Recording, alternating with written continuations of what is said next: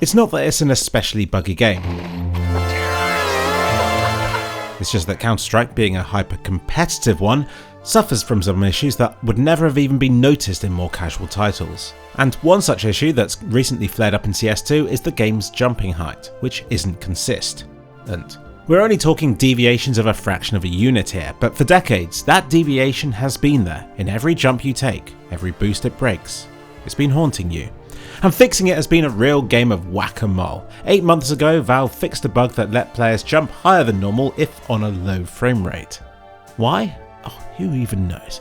Then, 6 months ago, they attempted to fix an issue where sometimes jumping onto a ledge would freeze you in place and make you fail, pulling you back down again. And now they've had another stab at fixing jumping, stating that before this update, the further away from the 000 point of the map, the more random your jumps would become. What? A few years ago I made this awesome video showing that as you move further away from the map, the more wibbly everything would become, until your weapon model was a fuzzy, spiky looking thing all snapping to the closest positional values available to it in that distant space. This is to do with floating point numbers, which start very precise, then have bigger and more approximate values the greater they get, hence wibbly objects far away, and more variable jumping heights. Yes, Counter-Strike suffers from this kind of inconsistency, but so does every game. It's why Minecraft's world generation breaks beyond a certain distance, and why Star Citizen switched from using 32 to 64-bit precision because of the immense dimensional sizes in a game featuring planets and space. But in CS2 it's not quite so dramatic, but it's a lot harder hitting. Fucking stupid ass motherfucking bitch game, man! Since this floating point imprecision is probably the reason you've been failing your jumps and losing your games. Maybe. So now it's been made more consistent, you should be able to nail those high jumps almost every time, and more easily given that the jumping height has seemingly increased overall. This will have the downside of affecting a lot of setup grenade throws, which will now travel slightly further than they used to. Adjust your aim accordingly. And all this is what these patch notes here discuss. It's making jumps in Counter-Strike more consistent, and the goings on client and server side more unified.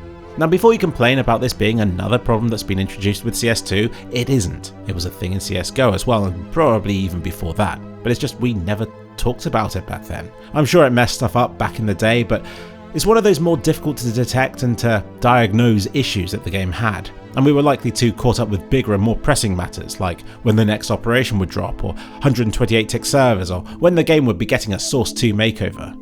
As you might have feared, it still doesn't look like the latest update has fully fixed the jumping issue. In fact, it's created some more problems of its own, some of which have been addressed already. The very next day they corrected this bug, leaving a witty patch note for me to read that says, "I have to go, my planet needs me." Another thing the first update broke that the second one has fixed is surf mode.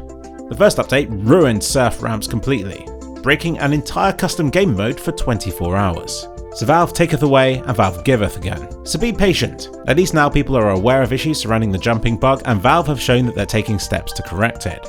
McJohn, a Valve employee, even responded to somebody in the latest patch notes, asking for examples of broken lineup jump throws. So the matter of jumping accuracy is still ongoing and all is being considered.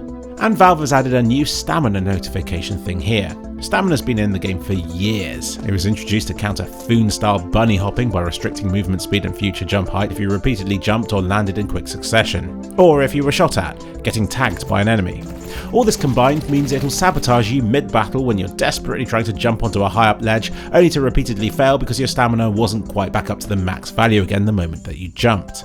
So this update doesn't change the system at all, but it does now remember and display your stamina level at the moment you start your most recent jump on screen, which I suspect has been added as a bug testing feature for Valve to use, but is also one that we can all benefit from viewing when testing out inconsistent jumps on a level. Simply use CL_showpos1 to view it when trying to identify jumps that are still broken in this latest version of the game, if you find any.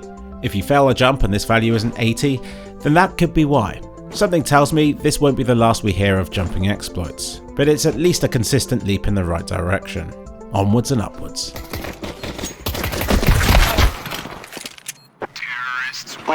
Green? Green? Green? Yes? Green, are you cheating?